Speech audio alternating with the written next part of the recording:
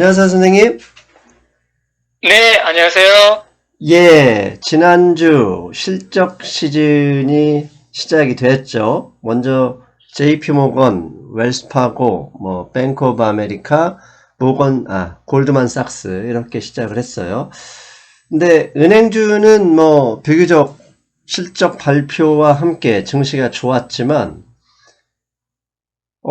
넷플릭스, 이제 기술주, 최근에 상승 주도했던 대표적인 주식 중에 하나죠. 넷플릭스는 실적이 좋았음에도 오늘 새벽, 토요일 새벽에 마감한 증시에서 많이 하락했습니다. 자, 은행주는 비교적 예측보다 좋은 실적이었지만, 솔직히 좋은 실적이 아니었는데 상승을 했고, 넷플릭스는 예상치보다 높은 실적이었는데 하락했습니다.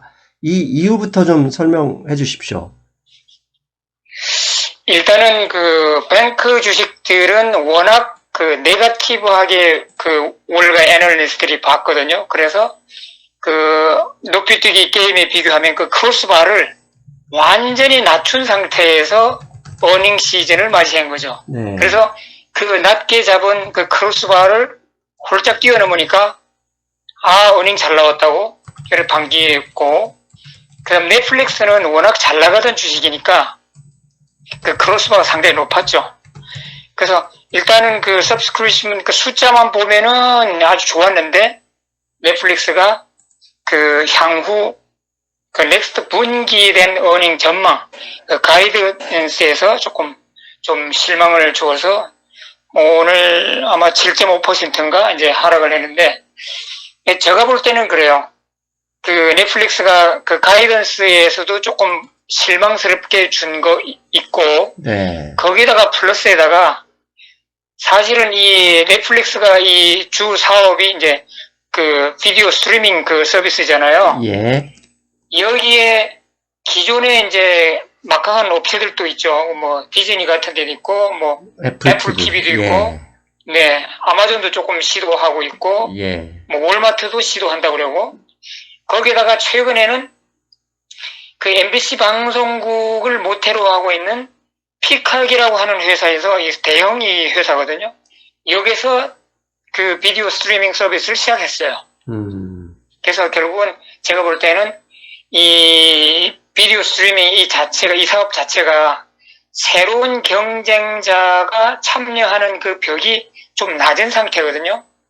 우리가 예를 들어서 애플의 아이폰 하면 이거는 누구도 넘볼 수 없는 철옹성 같은 거잖아요. 새로운 업체가 진입을 못하는 그런 품목인데 반해서 이 비디오 스트리밍은 좀 누구든지 참여가 좀 쉽다는 얘기죠.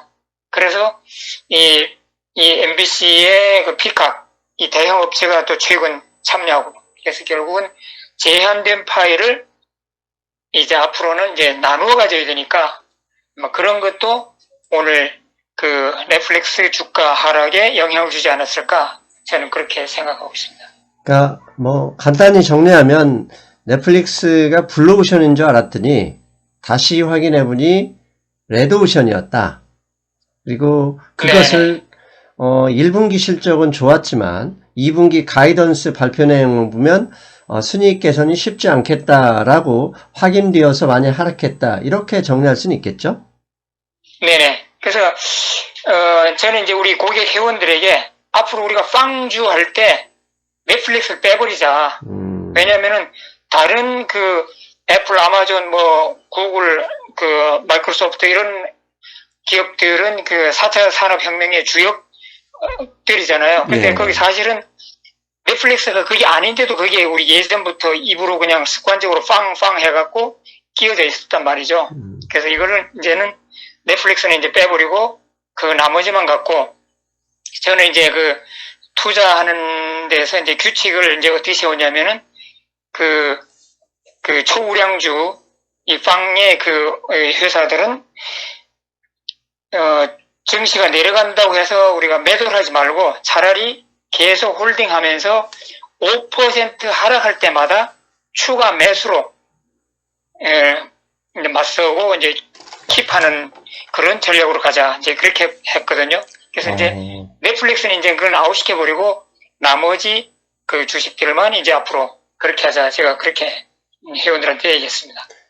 상당히 좋은 전략이네요. 좋은 주식은 결국 경쟁력이 있다는 얘기고, 나쁜 주식에 비해 상대적으로 강점이 보이는 것이니, 굳이 팔 필요 없이 떨어질 때마다 추가 매수하는 전략. 그거 괜찮아 보이는데요. 네. 그래서 우리가 그 추가 매수할 때 그 부하 유동하지 말고 어떤 5% 룰 이것만 딱 지키고 진짜 4% 이제 하락해도 물타기 하지 말고 5% 룰을 딱 지킨다 그러면은 우리가 계속 이 초우량 주식의 그 보유량을 점차 늘려갈 수 있고 또 다른 데에서 잡주에서 벌어서 계속 우량주에다가 계속 부를 쌓을 수 있는 그런 방법이 될 수 있죠. 알겠습니다. 좋은 조언 감사합니다. 마치 그 투자의 고수 우리 선생님의 비밀 수첩을 훔쳐본 느낌인데요. 아닙니다. 남들도 이렇게 많이 하더라고요. 네. 예. 그리고 이 은행주의 순이익 골드만삭스나 JP모건은 예상치보다 좋았어요. 그런데 순이익을 까 보니까 이 트레이딩 그다음에 인베스트먼트 뱅킹 이쪽 순이익이 늘었어요. 특히 골드만삭스는 이 주식 투자자가 워낙 많이 급증해서 순이익도 같이 따라섰다라는 분석이 나왔는데 그렇다는 얘기는 개인 투자자가 그만큼 많이 증시에 지난 3개월 동안 참여했다. 이렇게 해석해도 되겠죠? 그렇죠. 미국이 이제 월가에서 이제 그 라빈후드 어카운트만 갖고 이제 분석을 했는데 거기서 특히 그 테슬라 같은 그런 종목은 그 라빈후드에서 뭐 엄청나게 그냥 뭐 이렇게 바잉이 예. 이제 떨어지기만 하면 바잉이 이제 들어오는 게 이제 라빈후드 부대인데 그 빅뱅크들의 이제 어닝이 이제 그렇게 잘 나왔죠. 잘 나왔는데도 사실 이 주식들이 그날 조금 반짝하고 그 다음날 못 올라갔어요. 네. 근데 보니까 그 JP모건 같은 경우는 이제 그 상용 이제 비즈니스라든가 그 이제 기업들 개인들 사실 파산 많이 나잖아요. 네, 네. 앞으로도 기업들 이렇게 스몰 비즈니스 개인들 파산이 앞으로도 줄을 서 있거든요. 네. 그래서 JP모건 같은 경우는 10 빌리언 달러를 아예 떼일 돈으로 따로 이렇게 사이드로 빼놨대요. 그리고 이 월가의 빅뱅크 이 전체 그룹으로 보면은 35 빌리언 달러를 그렇게 떼일 각오를 하고 옆으로 사이드로 빼놨다 이거죠. 그래서 이런 이제 떼일 돈이 무지하게 이제 계속 앞으로 이제 발생할 거니까 이 빅뱅크들의 어닝이 잘 나왔는데도 불구하고 주식이 못 올라가고 계속 그 자리에서 맴돌고 있는 그런 이유가 되는 것입니다. 예, 지금 떼일 돈을 빼놨다. 이게 이제 충당금이죠. 대손 충당금을 쌓았다. 네. 왜냐면 네. 향후에 그 대출이 손실이 나면 마이너스가 되기 때문에 아예 미리 대비하전 차원에서 보험을 들어놨다. 이렇게 해석하면 될 것 같고요. 자, 그리고 그래서 이제 월가에서는 걱정이 떼일 돈 이상으로 이 줄 파산이 계속 생길까봐 지금 전전긍긍하는 거죠. 그게 충분히 가능성이 높은 게 지금 지난주에 미국의 항공주들이 크게 올랐을 때 그 다음날 유나이티드 에어라인에서 25,000명을 추가 해고 가능하다라고 얘기를 했고 네네. 또 델타 항공 같은 경우는 이미 15,000명을 해고했는데 지금 현재 보유 조종사들에 대한 급여도 깎아야 된다라는 오늘 뉴스도 나왔어요. 그만큼 지금 현재 미국 경제가 심각하다는 것을 보여주는 예다 이렇게 봐야 되죠? 네, 지금 뭐 커머셜 그 부동산이라든지 또 이렇게 스몰 비즈니스 그다음에 그 소매 그 체인들 있잖아요. 예. 그렇게 이제 지금 파산 직전에서 지금 간당거리는 그 기업들이 엄청나게 많아요. 그래서 이 19 사태가 자꾸 장기화될수록 점점 더 이제 파산 물결로 이제 합류할 수 있죠.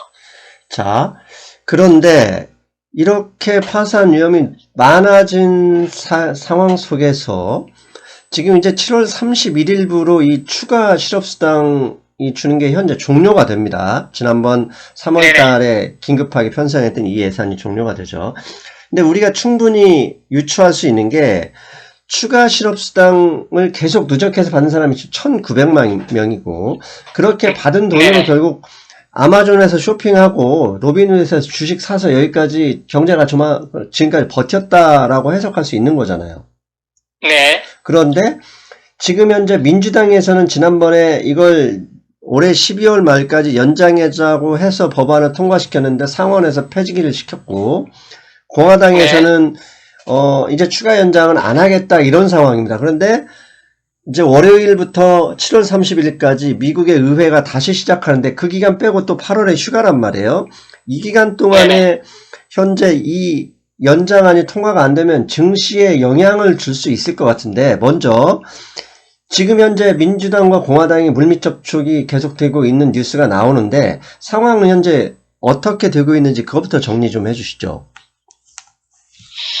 일단은 이제 민주당에서는 그 3.5 트릴리언 달러 이제 그 안을 발의했었고, 예. 이제 그거는 이제 트럼프 대통령이나 공화당 쪽에서 이제 거부해갖고 더 이상 진전이 안 되고 있는 상황이고, 그 다음에 이제 공화당에서 그럼 우리가 자체적으로 우리가 그 스티뮬러스 패키지를 내놓겠다 했는데 그 공화당이 새로 내놓은 그 금액은 1 트릴리언 달러예요. 네. 그래서 트럼프 대통령은 예전에는 뭐 민주당이고 공화당이고 이제 그 좀 더 추가적인 스티뮬러스 패키지에 대해서 조금 반대하는 그런 게 있었거든요. 네. 근데 트럼프 대통령이 줄곧 계속 그 19 사태 이 와중에 계속 주장하는 게 뭐냐면은 근로자들에게 그 근로소득세라고 그러나요? 그거를 감면해 주겠다 했는 이제 그거를 계속 이제 공약을 했는데 네. 이번에 그 공화당이 1 트릴리언 달러 그 발의를 했는데 트럼프 대통령이 어제 이런 말을 했어요. 만일 그 안에다가 그 페이롤 텍스 커트 이거를 포함시킨다고 그러면은 내가 한번 적극적으로 생각해 보마. 이렇게 했단 말이에요. 그래서 이제 아까도 그 뉴스 보니까 이제 다음 주 월요일에 이제 의회가 다시 모이잖아요. 예.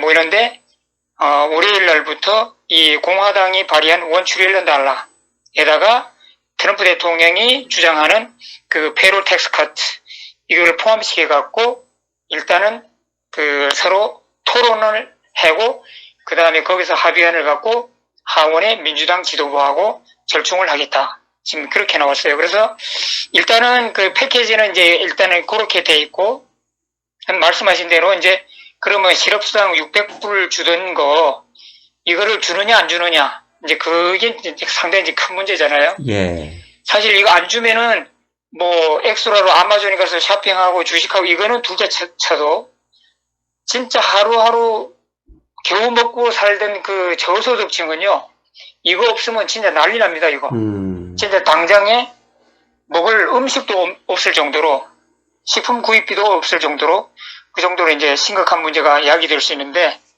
근데 이제 넘어오신 그 재무장관은 어제도 나와갖고 600불 다 줄 수는 없다. 다 줄 수는 없고 일부는 주려고 생각해 보겠다. 그래서 그 대신 직장에 복귀하는 사람에게 좀 더 많은 페이가 돌아갈 수 있도록 했는데 이 600불마저도 이 실업 사태 나기 전 직장에서 받던 그 마지막 급여에 비례해서 600불도 비례해서 나누어서 지급할 생각이 있다. 이렇게 이제 얘기하더라고요. 그래서 600불 이제 완전히 없어지는 건 아닌 것 같아요. 지금 현재로서는. 그래서 일단은 600불은 다는 아니지만은 그 중에 뭐 한 반이라도 계속 되지 않을까. 왜냐면 이게 지금 이 저소득층 입장에서는 이 600달러 이 페이먼트가 진짜 생명줄입니다, 이게. 예. 그래서 의회에서도 충분히 알고 그 행정부에서도 충분히 알기 때문에 아마 제 바람은 그래요. 7월 25일 날 이 기존의 600달러 이게 끝나지만은 그래도 연이어서 다음은 몇백 불이라도 계속 이어지지 않을까 그런 생각이 있습니다. 자, 이게 한편으로는 협상 전략일 수도 있다는 생각을 하는 게 트럼프 대통령과 공화당에서는 소득세 이 혜택 이건 사실 지난 3월 달부터 주장했었던 것인데 민주당은 이걸 반대를 네. 했었어요. 그건 안 된다. 네. 이미 더 이상 부자 감세를 얼마나 더 하느냐라는 반대를 했었고 그런 상황에서 트럼프 대통령 좋아 이 소득세 절감안 포함시킨다면 니네 것도 들어줄게 라고 했다면 문우신 장관 입장에서는 계속 더 강하게 해야 결국은 트럼프가 요구하는 그 소득세 절감을 좀 더 많이 반영될 수도 있는 거잖아요. 그렇죠. 그래서 민주당에서 추가 600달러를 12월 말까지로 한 것인데 결국은 이제 협상의 정도의 이 상황에 따라서 달라지긴 하겠지만 오히려 민주당안 플러스 소득세 부분 플러스가 돼서 이 전체 금액이 늘어날 가능성도 배제할 수 없는 거 아닐까요? 제가 볼 때는 더 늘어날 것 같지는 않고요. 그 트럼프 대통령은 이제 일단 그 정치적 계산하에 네. 그 소득세를 감면해주면은 그 감면 받은 사람들이 자기에게 호의적인 생각을 할 거 아니에요, 그죠? 예. 그래서 혹시 그게 11월 3일에 표로 연결되지 않을까? 이제 그런 생각으로 이 소득세 감면 이것을 이제 강하게 이제 주장하는 것이죠. 그래서 하여튼 이 600달러 이 실업수당 이게 지금 상당히 시급하고 지금 아주 당면한 큰 문제이기 때문에 어떤 식으로든 이게 잘 해결될 것으로 저는 보고 있습니다. 결국은 다음 주 증시는 결국은 이 추가 부양 정책이죠. 이제 이 600달러 추가 연장 지급 이것뿐만 아니라 민주당에서는 가구당 6,000달러 최대 6,000달러 지급하자는 안도 있었거든요. 이게 얼마나 금액이 유지가 되느냐 아니면 전체 금액이 만약 줄어든다면 얼마나 적게 줄어드느냐에 따라서 증시가 오르고 내리고 할 것 같은 예상이 되는데요. 그렇죠. 트럼프 대통령이나 이제 공화당 입장에서는 이 600달러의 그 보조금을 최대한 줄여서 돈이 궁한 사람이 일자리로 나서게끔 하는 이제 토끼몰이 이제 그런 효과를 바라보고 이제 이걸 추진하는 거죠.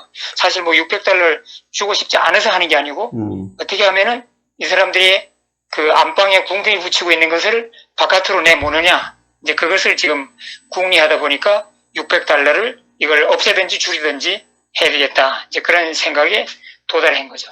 그런데 미국에서 일자리의 약 55%가 스몰 비즈니스에서 나오지 않습니까? 네. 그런데 지금 어제 이 19 확진자가 7만 명을 넘어섰어요.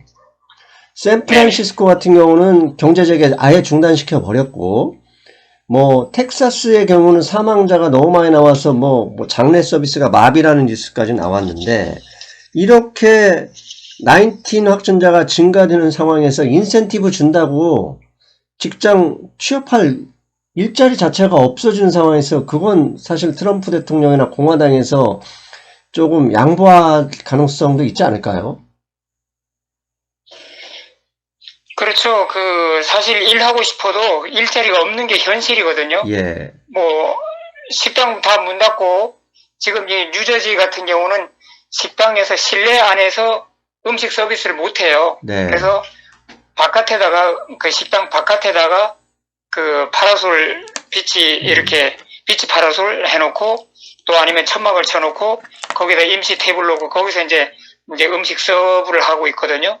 하고 있는데 그거는 그래도 그 식당에서 그 옆에 조그만한 파킹장이라도 끼고 있는 식당들은 그 정도 할 수 있는데 아예 식당 실내 서브를 못하게끔 법으로 돼 있기 때문에 2층에 있는 식당은 뭐 방법이 없어요. 그냥 문 닫고 있어요. 문 닫고 단지 이제 투고 이제 사람들이 전화로 이제 음식 주문하고 와서 자기가 픽업하는 거 이제 그런 정도로 진짜 그 뭐 정상적인 비즈니스 그 사이즈에서 뭐 10% 20%뿐이 안 되죠. 그렇게 음식을 팔아봐야 이제 그런 식으로 팔고 있으니까 이런 스몰 비즈니스에 가서 일하고 싶어도 일자리가 없는 게 현실입니다. 그래서 지금 트럼프 대통령이 지금 뭐 토끼몰이식으로 하고 있는데 과연 이게 효과를 볼 수 있을런지 그거는 지극히 의문이죠. 예. 그런 면에서 보면 충분히 금액이 아주 많이는 아니더라도 늘어날 가능성이 있어 보이는 지표가 저는 골드라고 보거든요. 골드 가격이 지지난주죠. 문우신 장관이 추가 연장 생각 없다 이 뉴스부터 계속 하락하다가 말씀하신 트럼프가 좋아 소득세 그거 하면 우리 다시 생각해 볼게 라는 말이 나오자마자 다시 반등을 했거든요. 특히 오늘 새벽에는 11달러를 넘어섰는데 결국 금액이 늘어난다는 얘기는 돈이 많이 풀려야 되니까 금하고 연관이 되는데 다음 주는 결국 금 가격을 유심히 살펴봐도 증시의 흐름을 어느 정도 유추할 수 있지 않을까요? 예, 많은 그 분들이 특히 좀 유명한 유튜버들이 최근에 금값 상승 이거를 인플레이션 우려에 대비해서 금값이 올라간다 이렇게 많이 몰아가더라고요. 저는 전혀 동의하지 않죠. 동의할 수 없고요. 예, 저도 마찬가지입니다. 지금 현재 팬데믹 이 상황에서 인플레이션 조짐은 전혀 없습니다. 맞습니다. 지금 생산 공장도 지금 빈 공장 지금 돌아가고 있고 여기 소비자들도 손 놓고 있고 여기서 인플레이션이 있을 수 없죠. 그리고 이제 미국의 이제 앞으로 이게 지금 19 사태를 해갖고 돈을 계속 정부나 연준이나 계속 풀 일은 계속 있잖아요. 예. 계속 있고 상황도 지금 만만치 않은 게 계속 진행되고 있고 맞습니다. 이런 불안감과 돈의 유동성 증가 이런 데 대비해서 금값이 올라가는 것이지 인플레이션 대비해갖고 미리 사람들이 손을 쓰고 있다. 그거는 저는 전혀 동의 안 하고 있습니다. 이게 인플레이션과 물가지수를 착각하는 개념들이거든요. 인플레이션은 정확하게 얘기하면 부채가 증가하는 게, 그러니까 유동성이 증가하는, 부채가 증가하는 게 인플레이션이고, 그로 인한 결과로 쌀값 오르고, 밥값 오르고, 식당 요금 오르는 게 물가 상승이에요. 그런데 이 부채 증가를 정부나 중앙은행이 주든다. 그건 절대 그럴 수가 없습니다. 부채 주든 항상 민간에서 얼마나 많은 대출을 받느냐에 따라서 결정되는 거거든요. 근데 지금 민간에서 누가 대출을 받습니까? 은행 가서 대출도 안 해줄 뿐더러 그거 받아서 쓸 데도 없어요. 그래서 민간에서 대출을 안 하니까 다 굶어 죽게 생겼으니까 왜 돈이 부족하니까 정부가 나서서 중앙은행이 나서서 돈 풀어가는 거거든요. 그러니까 그걸 가지고 인플레이션이라고 보는 것은 사실 말도 안 되는 얘기고 인플레이션은 적어도 19 사태가 완전히 회복되고 백신이 나와서 야 그거 상관없어 하면서 대출 러시가 나올 때 이게 인플레이션 조짐인 거거든요. 그래서 개인들이 대출 받으러 러시한다 그러면 누가 금을 삽니까? 주식이나 부동산을 사야죠. 그러니까 인플레이션에 대한 해치가 금이 아니라 인플레이션이 안 일어나니까 정부와 중앙은행이 프린팅하는 게 그에 대한 반대급부로 금이 오른다. 저는 이렇게 해석하거든요. 그렇죠. 그래서 이제 금 얘기가 나왔으니까 이제 조금 더 이제 제가 말씀드리면은 최근에 이제 금에서 과잉 세력이 그럼 누구냐? 이제 그게 중요하잖아요. 네네. 세계 각국의 중앙은행이었어요. 중앙은행들이 그래서 제가 혼자는 이렇게 생각합니다.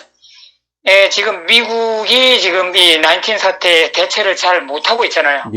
그리고 GDP 전망도 지금 상당히 어둡고 거기에 비해서 중국은 상당히 지금 일사불란하게 지금 지금 2분기 GDP도 지금 4% 성장 3.2% 예상하잖아요. 3.2% 증가로 발표했죠.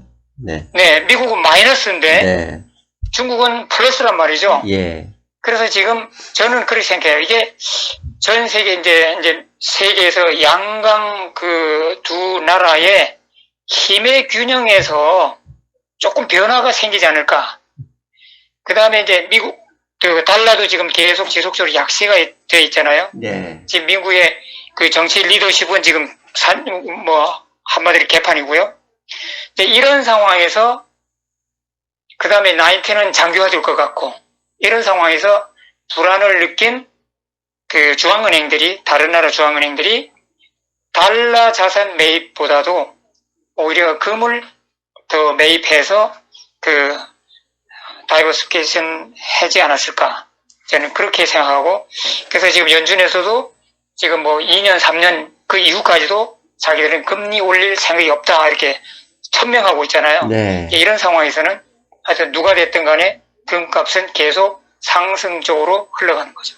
자, 여기서 이제 우리 시청자분들이 오해를 하시면 안 되는 게, 야, 그러면 달러 이렇게 프린팅 하다 보면, 야, 중앙은행들이 달러 안 사고 금 사서 달러 패권 사라지는 거 아니야? 이게 또 비관론자들이 이걸 가지고 또 확대 해석하잖아요. 자, 그러면 안 되는 게, 그렇진 않죠. 예, 예. 그렇다면 가지고 있는 미 채권 다 팔아버려야지. 그 팔 수는 없거든요.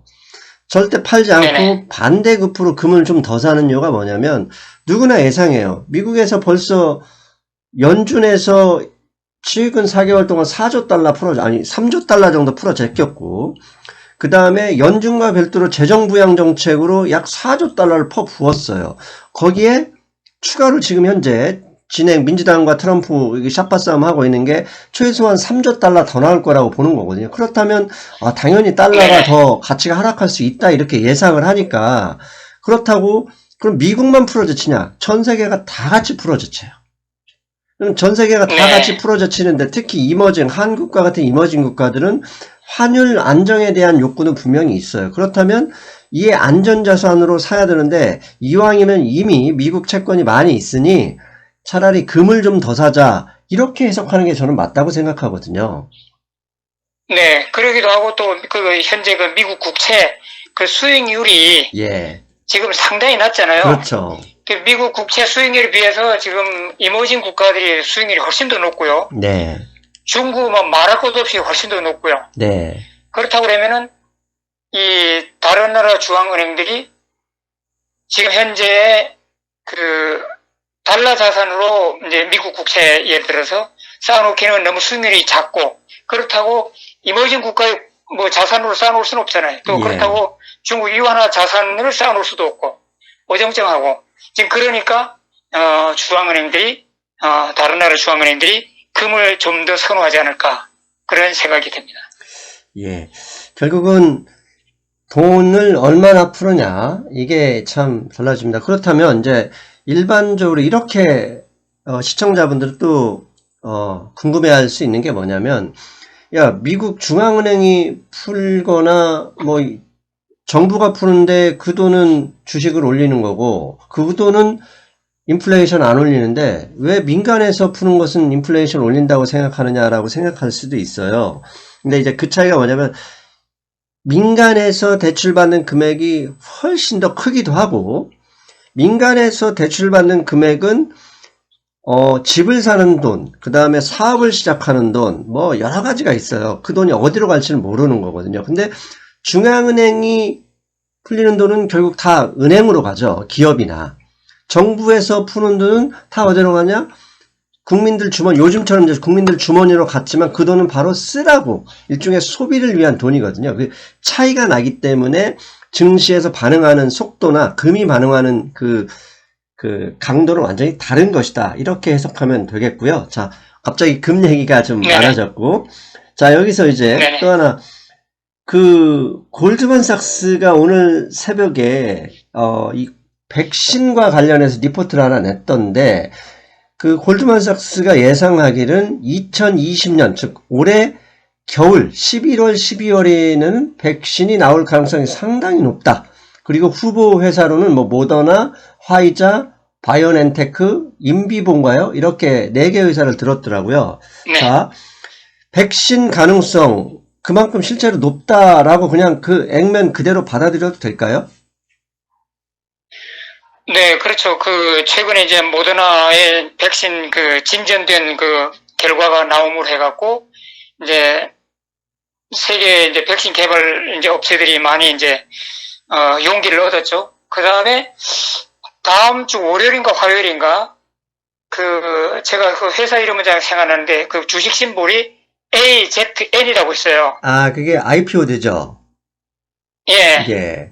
예, AZN. 네. 이 회사는 영국 옥스포드 대학과 연합해서 이제 연구하거든요. 예. 여기가 이제 다음 주 초에 이제 연구 결과를 발표한다고 이제 그러는데, 파우치 박사는 지난번에 모더나 그 임상 결과 나오기 전에도 모더나 결과 좋게 나오기를 자기는 낙관하고 있다.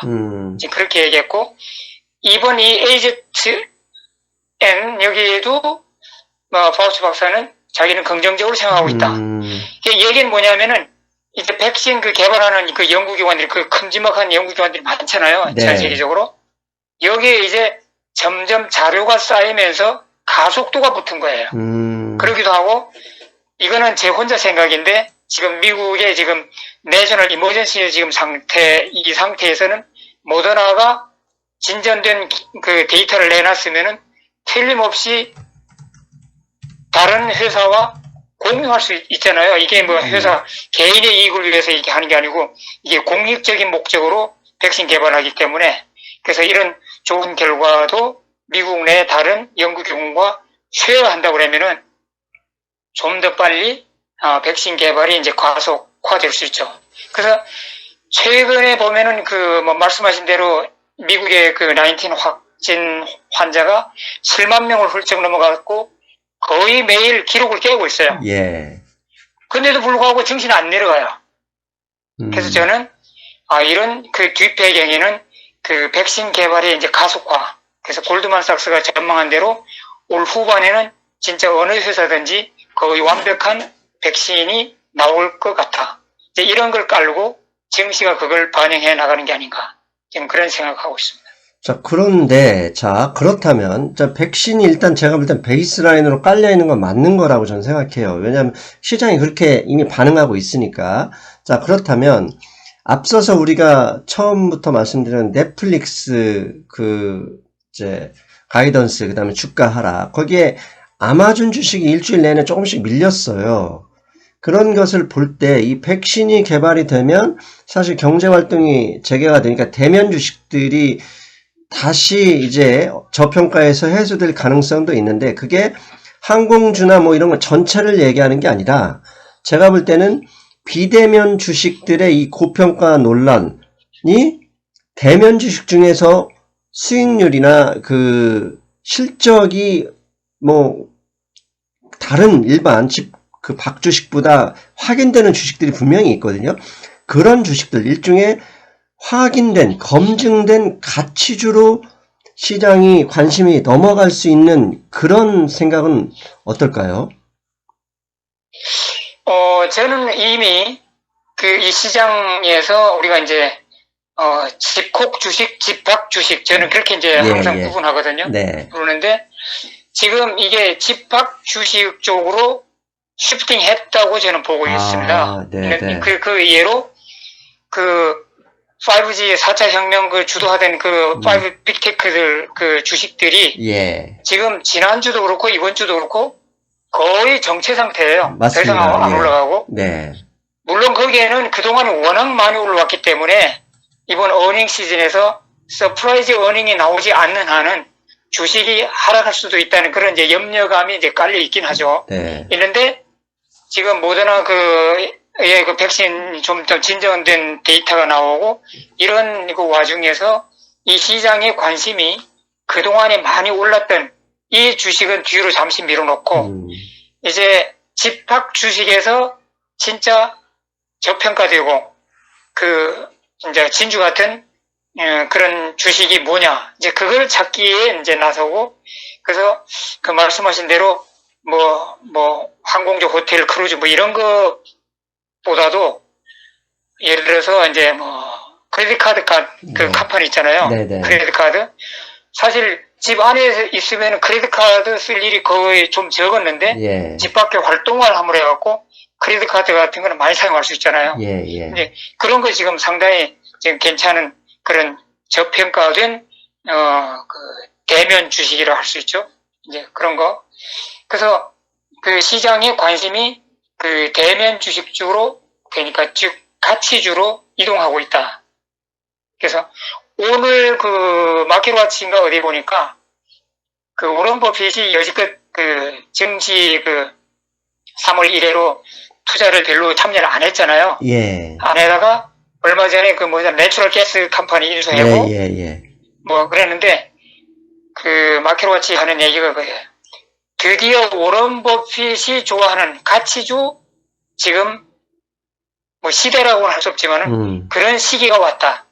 이제 그렇게 얘기를 했더라고요. 그래서 이제는 그 진짜 그동안에 너무너무 많이 올랐던 그 비대면 주식보다도 대면 주식 중에서 그 옥석을 가리는 그런 지혜가 필요하다고 저는 생각하고 있습니다. 그러니까 말씀하신 대로 비대면을 이끌었던 그 스테이 앳 홈 이제 집콕이라고 하죠. 그 주식을 이끌었던 ETF들 뭐 네. FDN이나 중국의 KUF 그다음에 뭐 주식으로는 페이팔 등등 이런 주식이 지난 일주일 동안 전혀 힘을 못 썼어요. 반면에 네네. 뭐 아마존도 마찬가지고요. 근데 반면에 지금 필라델피아 반도체 지수는 그것과 상관없이 연일 고점을 넘어서고 있거든요. 그렇다면 지금까지 이 반도체 주식들이 사이클리컬 하면서 또 가치주로서 그러니까 일부 주를 제외한 뭐 엔비디아 같은 경우를 제외하고는 받았었는데 그렇다면 그쪽 분야 실적이 또 확인된 주식들은 또 그 분야밖에 없단 말이죠. 그쪽도 좀 더 관심을 둬야 될 필요가 있겠다라고 봐도 되겠죠. 그래서 특히 이제 반도체는 이제 중국 시장이 상당히 큰 시장이잖아요. 네. 지금 중국은 지금 완전 정상화돼 갖고 예. 지금 계속 지금 경제 확장 국면으로 가고 있는 거. 이제 그런 것도 이제 많이 이제 영향을 줄 수 있죠. 그러니까 보면 또 이제 퀄컴 주식이 어떻게 보면 스마트폰에 가장 민감한 이 회사잖아요. 근데 퀄컴이 최근에 이런 전체 비대면 주식과는 다르게 계속 조금씩 고점을 올리려고 노력하고 있는데 그것도 결국은 중국하고 관련이 있기 때문에 좀 더 관심을 둬야 되겠다 이렇게 볼 수 있겠습니다. 자, 선생님 중국 이야기 나온 김에 지난주에 또 중국과 관련해서 이 문우신하고 트럼프 대통령이 여러 가지 이야기를 많이 했어요. 그러면서 증시, 한국 증시는 목요일 날 좀 크게 하락을 받았었는데 요즘 중국 문제는 사실 뭐 무슨 얘기를 하더라도 그냥 단순히 노이즈로 받아 넘기자 이렇게 해도 되겠죠. 왜냐하면 트럼프나 문우신이 아무리 중국을 때린다 해도 증시 하락을 뭐 원하는 것 같진 전혀 않거든요. 네. 그런데 이제 뭐 말씀하신 대로 이제 트럼프 대통령이 이제 입으로는 상당히 지금 거칠게 중국을 몰아붙이는 것처럼 보이지만은 실제 뭐 그 대통령 뭐더라? 행정명령? 예. 뭐 그런 거 보면은 공산당 그 관리들의 미국 예. 여행을 금지한다.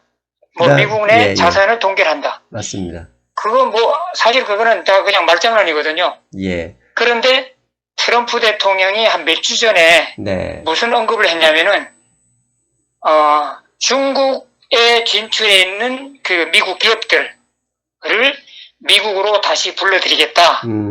이제 그런 이제 언급을 살짝 했거든요.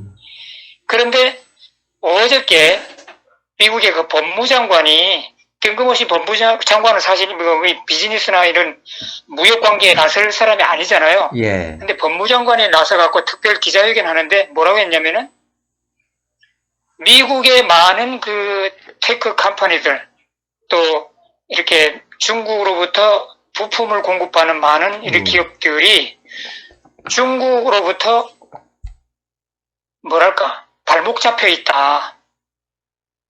그래서 우리가 언제까지 중국으로부터 이렇게 전당포 물건 잡혀 있듯이 이렇게 해야 되느냐.